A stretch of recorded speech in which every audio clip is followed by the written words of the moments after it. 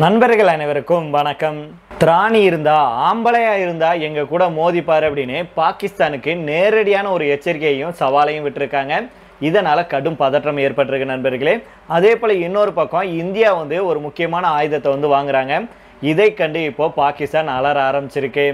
இதை பற்றியெல்லாம் இந்த வீடியோவில் தெரிஞ்சுக்க போகிறோம். அதை தொடர்ந்து பார்த்தீங்கன்னா இந்தியா ரஷ்யாவை கைவிட போகிறாங்களா அப்படிங்கிற ஒரு தகவல் வெளியாயிருக்கு. இதன் பின்னணியில் இருக்கும் காரணங்களை குறித்து நம்ம தெரிஞ்சுக்கலாம். அதனால ஸ்கிப் பண்ணாமல் பாருங்கள். சப்ஸ்கிரைப் பண்ணாமல் பார்க்குறீங்கன்னா உடனடியாக சப்ஸ்கிரைப் பண்ணிக்கோங்க. அதே போல் ஃபேஸ்புக்லேயும் இன்ஸ்டாகிராம்லேயும் நம்முடைய வீடியோக்களை பார்த்துட்டு இருக்கீங்கன்னா நீங்கள் தான் நண்பர்களே உடனடியாக ஃபாலோ பண்ணிக்கோங்க.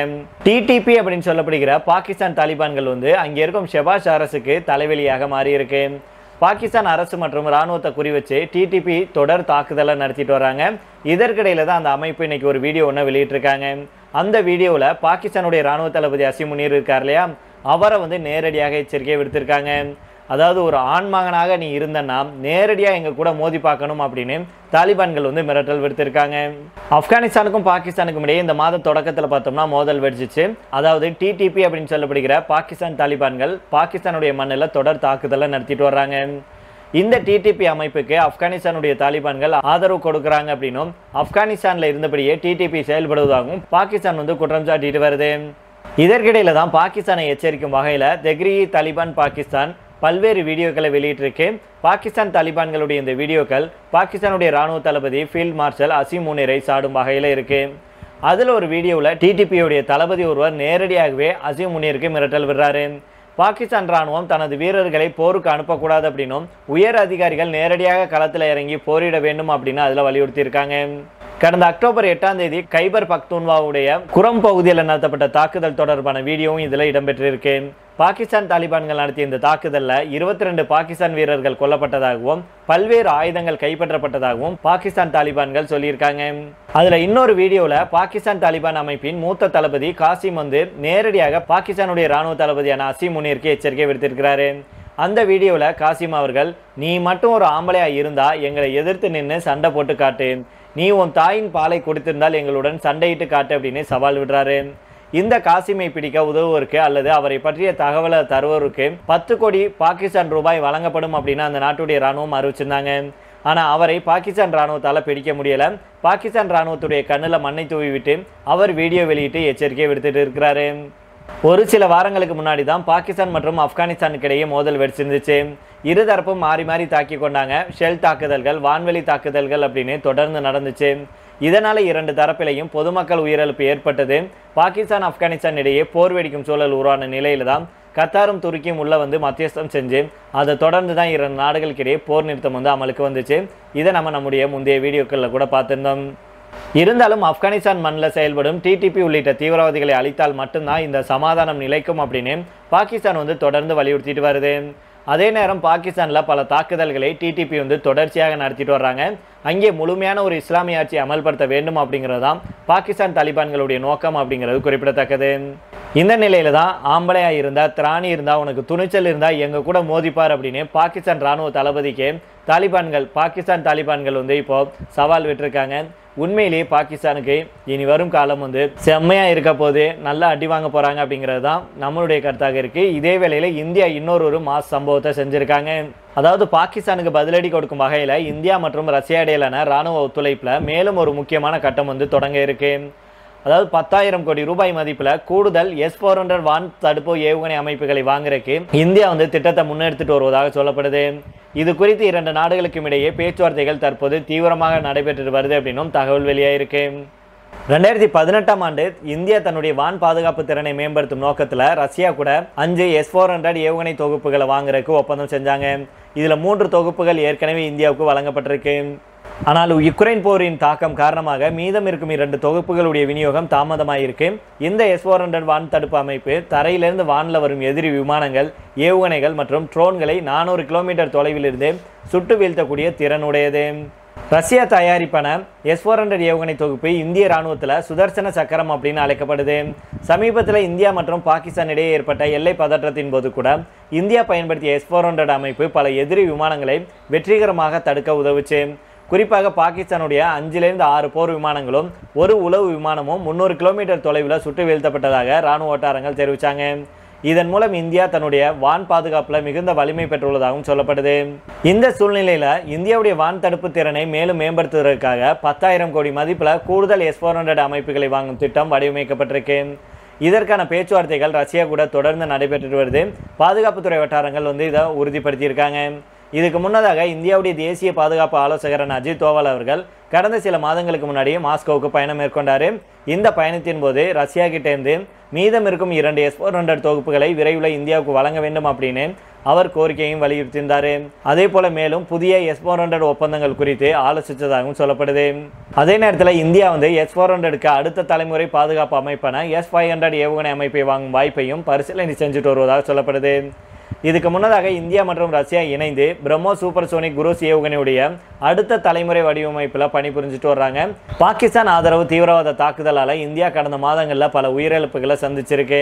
குறிப்பாக ஜம்மு காஷ்மீருடைய பஹல்காம் பகுதியில் நடந்த தாக்குதலில் 26 அப்பாவி சுற்றுலா பயணிகள் உயிரிழந்த சம்பவம் பெரும் அதிர்வை ஏற்படுத்திச்சு. இதற்கு பதிலடியாக தான் இந்தியா ஆபரேஷன் சிந்தூர் அப்படிங்கிற பெயரில் பாகிஸ்தான் ஆக்கிரமிப்பு காஷ்மீரில் துல்லியமான இராணுவ நடவடிக்கையை நடத்தினாங்க. இப்பேற்பட்ட சூழலில் தான் கூடுதல் S-400 ஏவுகணை அமைப்புகளை வாங்குவது இந்தியாவுடைய பாதுகாப்பு திறனை பல மடங்கு வலுப்படுத்தும் ஒரு முக்கியமான முடிவாக பாதுகாப்பு நிபுணர்கள் சொல்கிறாங்க. இதே வேளையில் இன்னொரு விஷயத்தில் ரஷ்யாவை இந்தியா கைவிட போகிறாங்க அப்படிங்கிற தகவல் வெளியாயிருக்கு.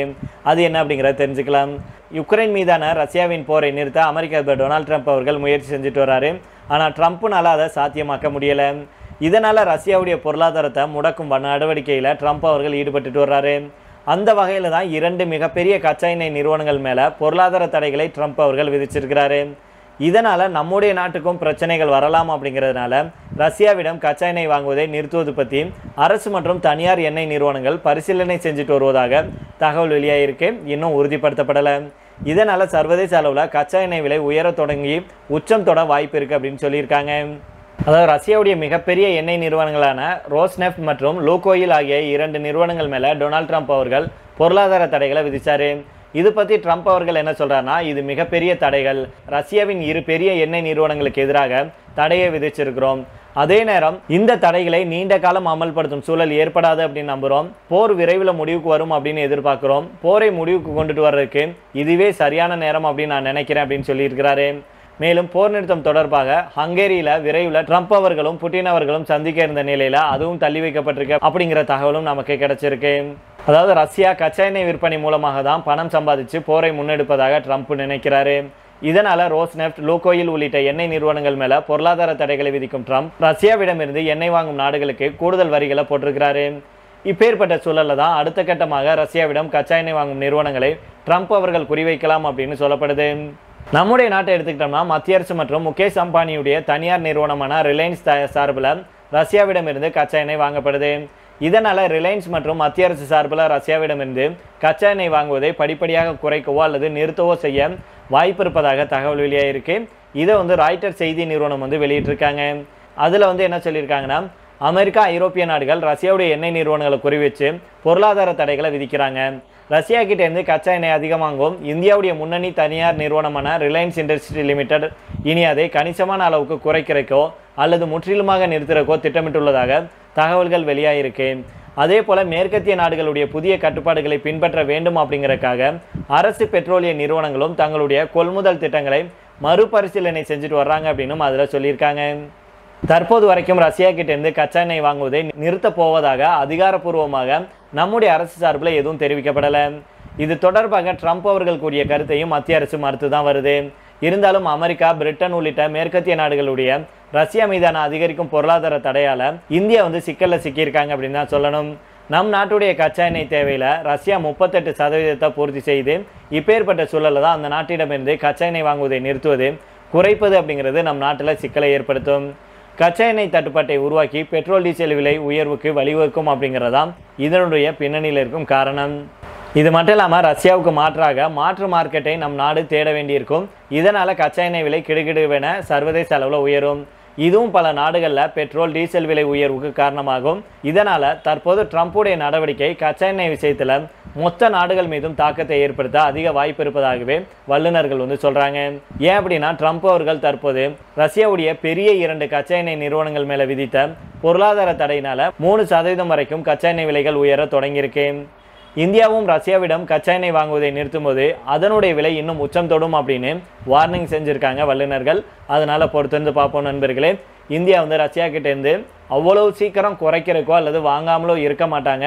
ஏன் அப்படின்னா நம்முடைய நாட்டில் கிட்டத்தட்ட பல வருடங்களாக பெட்ரோல் டீசலுடைய விலை பெரிய அளவில் மிகப்பெரிய அளவில் உயராமல் அப்படியே கிராஜுவலாக போயிட்டு இருக்கிறதுக்கான காரணம் என்ன அப்படின்னா ரஷ்யா நமக்கு சலுகை விலையில் கச்சா எண்ணெய் கொடுக்கறது தான். அதை வச்சு தான் இந்தியா நம்முடைய நாட்டு மக்களுக்கு நம்மளால் எந்த அளவுக்கு குறைச்சி மக்களுக்கு பெட்ரோலை கொடுக்க முடியுமோ டீசலை கொடுக்க முடியுமோ அதை கொடுத்துட்டு வராங்க. அப்படி இருக்கும்போது ரஷ்யா கிட்டேருந்து நம்ம குறைச்சாலோ அல்லது நிறுத்தினாலோ மிகப்பெரிய அளவில் இதில் மாற்றம் ஏற்படும். இதனால் நம் நாட்டு மக்கள் மிகப்பெரிய அளவில் பாதிப்படைவாங்க அப்படிங்கிறத நம்முடைய பிரதமர் மோடி அவர்கள் உணர்ந்திருப்பாங்க. அதனால் அவ்வளோ சீக்கிரம் நம்முடைய நாடு ரஷ்யாவுக்கு எதிராகவோ அமெரிக்காவுக்கு ஆதரவாகவோ எந்த ஒரு முடிவும் எடுக்க மாட்டாங்க அப்படிங்கிறதா நம்முடைய கருத்தாக இருக்கு.